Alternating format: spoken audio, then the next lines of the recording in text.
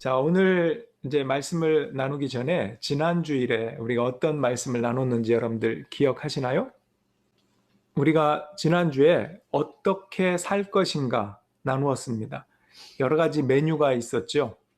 뭐 청개구리처럼 살 것인가 우리가 선택하기로 했잖아요. 정신을 차리고 기도하면서 살 것인가, 뜨겁게 사랑하면서 살 것인가, 불평 없이 대접하면서 살 것인가, 봉사하면서 서로 그렇게 살 것인가. 서로라는 말, 이치하더라는 말에 대해서도 함께 나눈 기억이 납니다. 또 말을 할 때 하나님의 말씀을 전파하는 것처럼 그렇게 말을 품위 있고 예의 있게 할 것인가. 또 하나님이 주시는 힘으로 봉사하면서 살 것인가. 과연 하나님께 영광을 돌리면서 살 것인가. 아주 다양한 메뉴들이 등장했었고 우리가 다가오는 말씀들을 받고 또 결단하고 기도했던 기억이 납니다. 베드로는 당시 고난받는 성도들 또는 앞으로 고난을 앞둔 큰 고난을 앞둔 성도들에게 편지하면서 고난, 소망, 영광이 이것이 하나의 패키지라는 것을 이야기합니다. 고난만 따로 있는 게 아니라 마치 고난과 부활이 한 세트이듯이 고난, 소망, 부활, 영광, 이것은 한 패키지다. 그래서 고난을 당할 때 실망하거나 낙심하지 말라. 우리보다 먼저 고난당하신 그분이 지금 영광 가운데 우리와 함께 계시다는 것을 잊지 말아라. 이렇게 권면하고 편지합니다. 여러분, 이 초대교회의 성도들뿐 아니라 기독교 역사 속에서 성도들은 각자 삶의 자리에서 질문을 던졌습니다. 주님, 이 고통을 아십니까? 내가 겪는 고통, 믿음의 친구들이 겪는 고통, 이 수많은 고통들을 아십니까? 질문을 던집니다. 그리고 고백하죠. 고통 가운데서 주님을 만나는 것이 그것이야말로 진실한 신앙적인 체험이 되고 그 무엇과도 바꿀 수 없는 은혜가 된다는 것을 고백합니다. 한번 따라 합시다. 주님, 이 고통을 아십니까? 이 질문은 사실 좀 어렵습니다. 요한계시록에도 귀 있는 자는 들을지어다 이런 반복되는 말씀이 나오거든요. 과연 내게 오늘 이 어려운 말씀이지만 은혜롭게 들릴 수 있는 그 귀가 있는가? 또 스스로를 점검하면서 이 말씀을 나누길 원합니다. 질문에 대해서 제가 감히 대답할 수는 없고요. 주님만이 여러분 각자에게 대답해 줄 수 있다고 저는 그렇게 믿습니다. 주님이 고통을 아십니까? 다만 저는 이 대답을 확실하게 확신하고 들었던 한 인물을 여러분에게 소개하려고 합니다. 성경 본문은 마지막에 읽도록 하고요. 이 인물에 대해서 여러분들에게 쭉 나누도록 할 텐데요. 이 사람은 1906년 2월에 이란성 쌍둥이로 태어납니다. 어렸을 때 얼마나 총명했는지요. 이 사람의 이름은 디트리히 본 회퍼라고 하는 사람이었습니다. 우리 사진을 한번 보여주시면 좋겠는데요. 여기 있죠. 쌍둥이로, 이란성 쌍둥이로 나고 또 어릴 때 모습이 있습니다. 이 디트리 보네퍼라고 하는 사람은 얼마나 천재성이 있었냐면 21살 때 신학 박사 학위를 땄습니다. 또 24살에 교수가 될 수 있는 자격 논문 심사에 패스했어요. 그래서 그 당시에 2세기의 신학자였던 칼바르타라고 하는 사람이 그의 논문을 어떻게 칭찬했냐면 이 논문은 신학적 기적이다 라고 할 만큼 칭송을 했습니다. 그래서 이 보네퍼는 그 루터교 교회의 그 목회자가 되는데요. 나치에 반대하다가 아쉽게도 만 39살에 순교를 당하게 됩니다. 그 당시 독일 사회는 히틀러가 등장하기 전까지 굉장히 암울했습니다. 물론 히틀러가 등장하고 난 후에 역사 속에선 더 암울한 시기로 꼽혀지지만요. 그 독일 사회가 히틀러를 지도자로 뽑고 히틀러가 독일을 구원할 구세주다. 이것이 독일 사회의 정서였습니다. 그래서 독일 교회도 히틀러를 찬양하고 히틀러를 따르는 것이 애국이다. 이렇게 말할 정도였습니다. 그래서 교회라고 하는 건 뭐냐? 히틀러의 정치 노선을 종교 영역에서 실천하는 단위가 교회다. 이렇게까지 말할 정도였습니다. 여러분, 보네퍼는 예수님만이 구세주고 구원자이신데 어떻게 히틀러를 구원자라고 여길 수 있는가? 특별히 기독교인들이. 게다가 이 나치즘 속에 깃들어 있는 우상 숭배를 보게 됩니다. 이 나치즘 속에 있는 유대인들을 미워하고 죽이고 인종차별하는 것, 이것들이 어떻게 교회가 갈 길이냐, 이런 마음으로 뜻을 같이 하는 사람들과 고백교회를 시작합니다. 고백교회라는 것은 오직 예수님과 성서만이 진리라고 고백하는 모임이다. 그래서 고백교회입니다. 그렇게 나치에 반대하게 되고 결국 감옥에 갇히게 됩니다. 그런데 감옥에서 그가 또한 보고 깨달은 게 있었습니다. 감옥에 앉은 많은 죄수들을 보니까 그동안 감옥에 오기 전에 그가 상상했던 만큼 죄수들이 그렇게 악하거나 위선적이지 않고 어떤 면에서는 굉장히 인간적이라는 것을 보게 됩니다.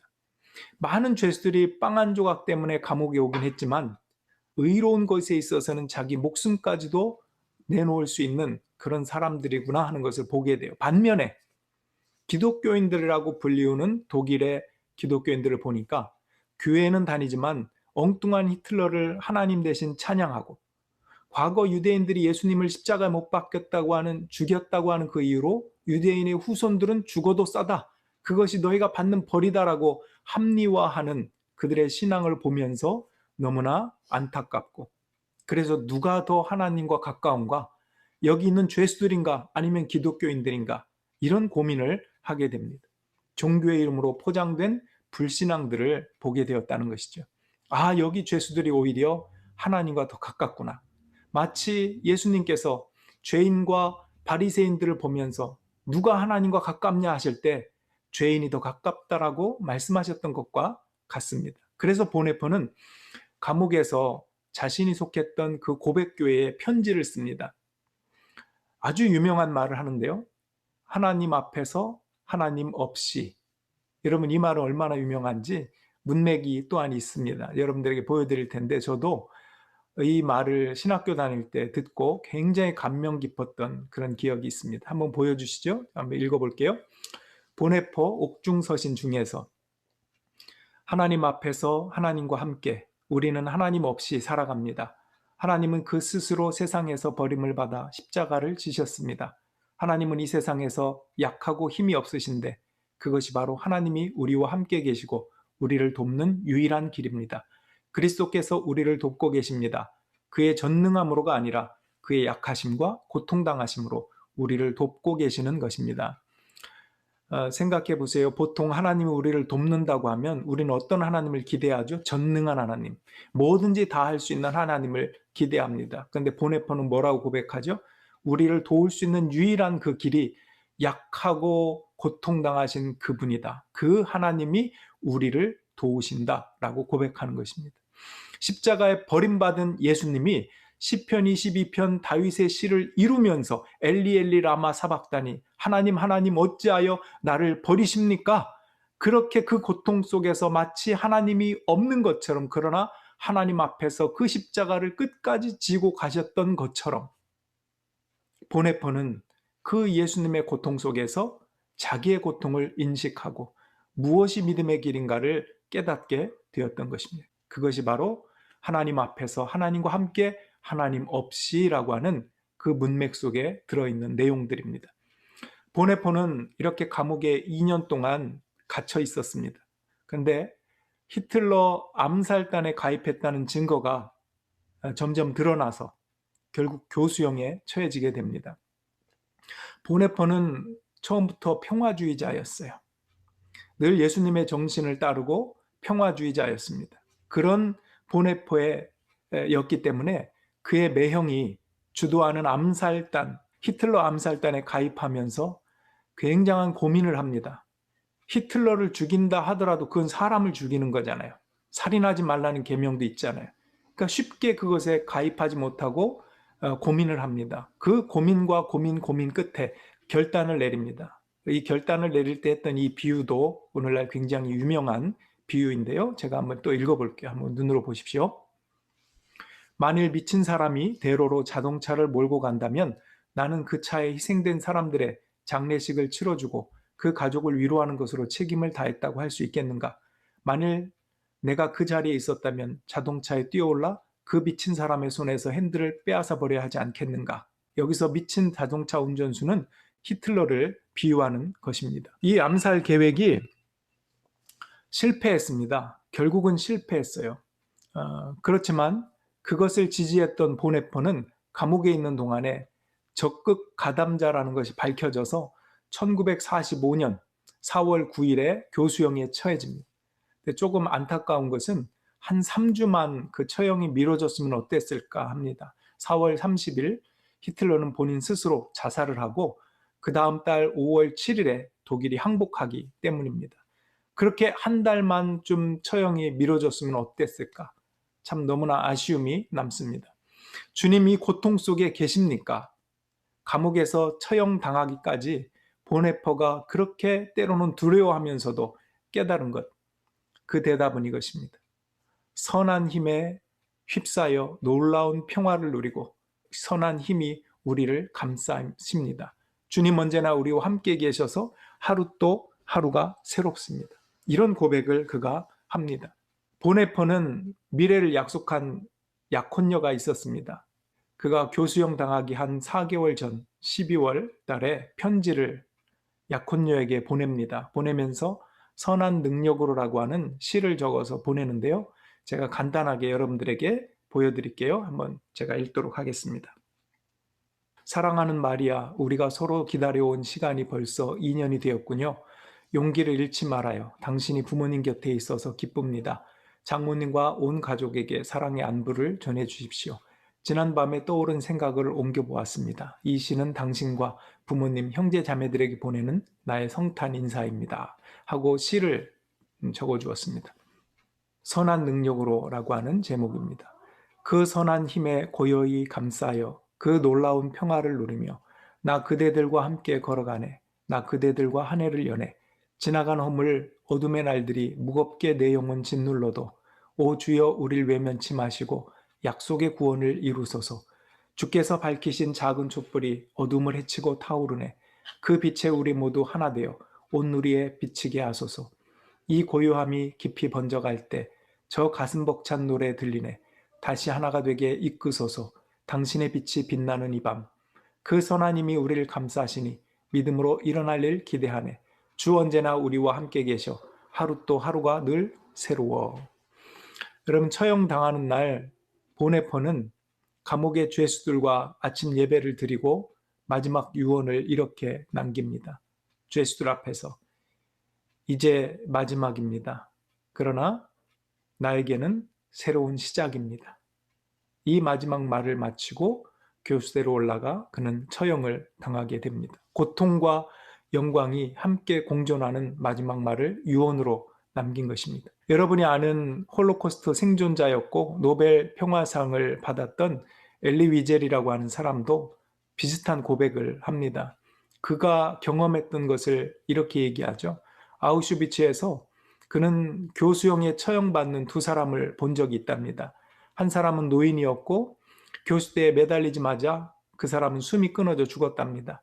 그런데 또 하나의 소년이 있었는데 그 소년은 목숨이 질겨서 20분 동안 발버둥 치다가 그렇게 20분 후에 죽었다고 합니다. 그 모습을 보면서 주변에 있던 많은 유대인들이 울고 통곡하고 어떻게 하나님 이럴 수가 있습니까? 하나님은 우리 속에 계십니까? 이 고통 가운데 함께 계시냐고 그렇게 울부짖고 이 사람도 함께 울부짖을 때 그 사람의 마음속에 들려오는 주님의 음성이 있었다고 나중에 고백합니다. 그 음성은 뭐냐면 이것입니다.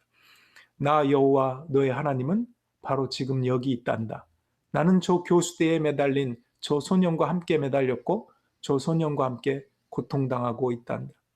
아마 이 말이 누군가에게는 뭐 그런 말이 있어 하나님이라고 하는 분이라면 이렇게 들리는 분도 있겠고 또 어떤 분은 굉장히 공감하고 하나님의 은혜를 경험하는 분도 있을 것입니다. 그런데 이 엘리 위젤이라고 하는 사람은 그 말이 해답이 된 것입니다.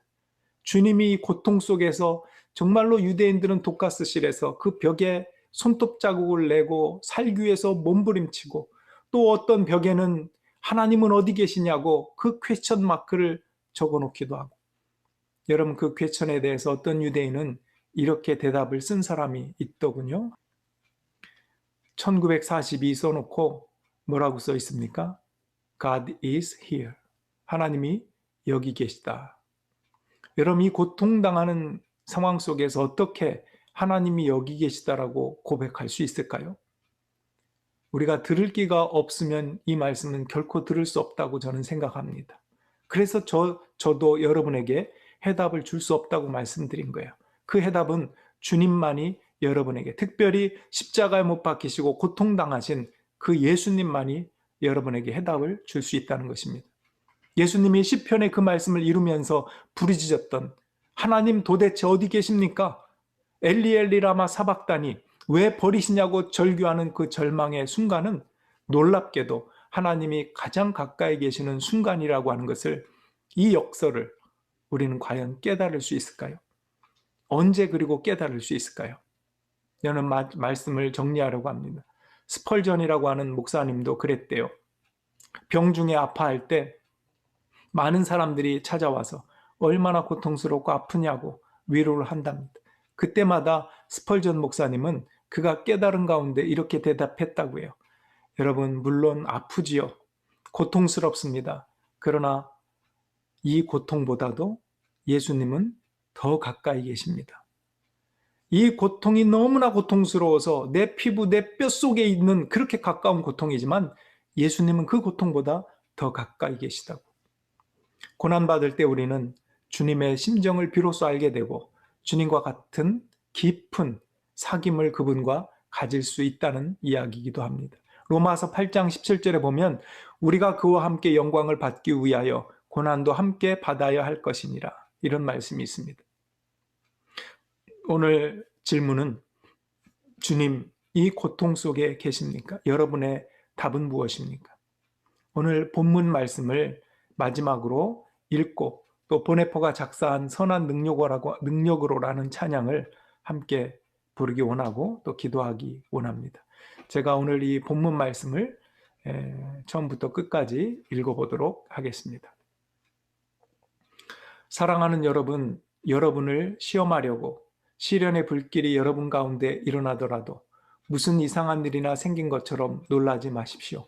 그만큼 여러분은 그리스도의 고난에 동참하는 것이니 기뻐하십시오. 그러면 그의 영광이 나타날 때에 여러분은 또한 기뻐 뛰며 즐거워하게 될 것입니다. 여러분이 그리스도의 이름으로 모욕을 당하면 복이 있습니다. 영광의 영, 곧 하나님의 영이 여러분 위에 머물러 계시기 때문입니다. 여러분 가운데 아무도 살인자나 도둑이나 악을 행하는 자나 남의 일을 간섭하는 자로서 고난을 당하는 일이 없도록 하십시오. 그러나 그리스도인으로서 고난을 당하면 부끄러워하지 말고 도리어 그 이름으로 하나님께 영광을 돌리십시오. 하나님의 집에서부터 심판을 시작할 때가 되었기 때문입니다. 심판이 우리에게서 먼저 시작되면 하나님의 복음에 순종하지 않는 자들의 마지막이 어떠하겠습니까? 의인도 겨우 구원을 받으면 경건하지 않은 자와 죄인은 어떻게 되겠습니까? 그러므로 하나님의 뜻을 따라 고난을 받는 사람은 선한 일을 하면서 자기의 영혼을 신실하신 조물주께 맡기십시오. 마지막 구절을 다시 읽겠습니다. 그러므로 하나님의 뜻을 따라 고난을 받는 사람은 선한 일을 하면서 자기의 영혼을 신실하신 조물주께 맡기십시오. 아멘. 우리 기도하기 원합니다. 여러분, 이렇게 기도하면 좋겠습니다. 고통당하신 예수님은 고통당하는 자의 손을 잡아주십니다.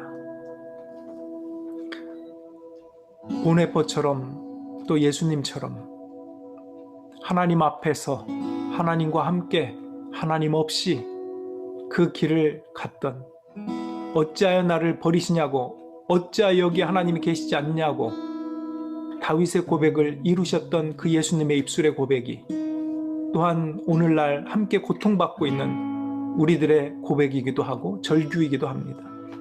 그러나 그 하나님 없는 그 순간에 가장 가까이 우리와 함께 계시다고 하는 것을 오늘 말씀을 통하여, 역사 속에 그 해답을 얻은 인물의 해답을 통하여 우리가 들었습니다. 하나님, 우리의 고통 속에서 얼마나 우리를 깊이 사랑하시는지 그 사랑의 깊이를 우리가 과연 깨달을 수 있을까요? 오늘 이 시간에 기도할 때 그 십자가에 고통당하신 주님을 묵상하면서 우리를 그만큼 깊게 사랑하시고 나와 지금도 함께 계신다고 약속하신 그 그 믿음의 말씀을 기억하면서 여러분, 우리 어린아이의 신앙에서 우리는 정말 제자가 될 수 있을까요? 하나님 앞에서 하나님 없이 살아가는 믿음의 제자가 될 수 있을까요? 우리가 기도하는 것은 아멘 하기 위해서라고 합니다. 여러분의 아멘이 하나님께 들려질 수 있도록 이 시간에 간절한 마음으로 주님 앞에 기도하며 나아가겠습니다. 기도하겠습니다. 사랑의 주님,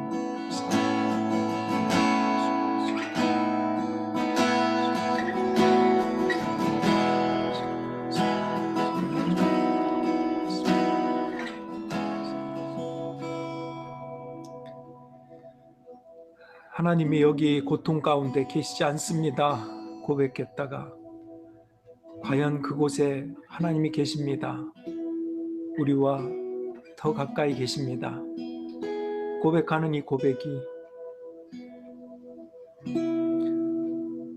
하루하루 살아가는 우리의 삶 속에 영생은 바로 유일하신 하나님과 그 아들 예수 그리스도를 아는 것이라고 하셨사오니 그 참 믿음을 가지고 주님을 알아가는 우리의 일상의 삶이 영원한 삶인 것을 알게 하시고 고난은 고난으로 끝이 아니라 소망과 영광과 하나의 세트인 것을 믿음으로 고백하는 주님의 제자들이 여기 있습니다. 이들의 찬양과 기도를 받아주시고 특별히 삶의 예배를 받아주시옵소서. 비록 어린아이와 같은 마음과 믿음이 있는 성도일지라도 하나님의 인도하심을 경험하고 멀리 보고 인내하시며 가장 가깝게 사랑해 주시는 그 손길을 또한 경험하게 하여 주시옵소서. 우리의 삶이 나 혼자가 아니라 주님이 함께 계시고 주님을 고백하는 믿음의 식구들이 있다는 것을 또한 기억하며 엘리야가 나 혼자밖에 없다고 지치고 상할 때 너를 응원하고 하나님 편에 선 자가 더욱더 많이 있다고 격려해 주신 그 음성처럼 때로는 크고 엄청난 소음 속에서가 아니라 약하고 세미한 음성으로 우리에게 속삭이시는 하나님의 음성을 오늘도 들으며 주님과 함께 걸어가는 믿음의 여정들 되게 하여 주시옵소서. 지금은 우리를 십자가에 못 박혀 죽기까지 하나님과 동등됨을 여길 것을 취하지 않고 인간의 모습으로 오셔서 고통 속에 우리를 깊게 사랑하신 예수 그리스도의 은혜와 하나님의 놀라우신 사랑과 성령님의 그러한 하나님이신 것을, 그러한 예수님인 것을 깨닫게 하시고 믿게 하시는 성령의 역사가 오늘 주님 앞에 기도하고 마음에 주님의 사랑을 부르짖으며 주님과 함께 살기 원하는, 아멘하기 원하는 믿음의 성도들 머리 위에, 그들의 가정과 자녀들 위에, 교회 위에, 또 믿음으로 살아가기를 소원하고 선하님에 휩싸이기 원하는 그 마음들 위에 이제부터 영원토록 함께 하시기를 간절히 축원하옵나이다. 아멘.